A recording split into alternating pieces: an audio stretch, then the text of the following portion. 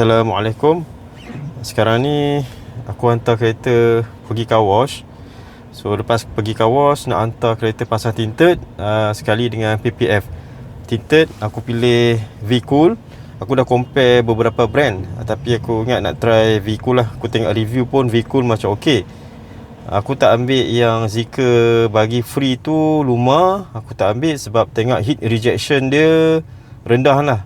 Dia memang lebih kepada security, tapi aku tak ambil lah. So aku pasang kat luar, aku pilih V-Cool lah.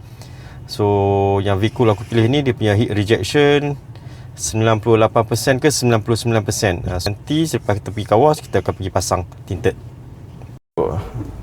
Untuk PPF, aku tak buat keseluruhan kereta. Aku cuma buat cover untuk yang part headlamp sahaja.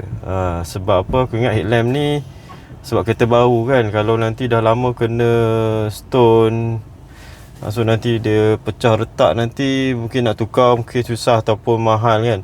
So better kita protect dengan PPF lah.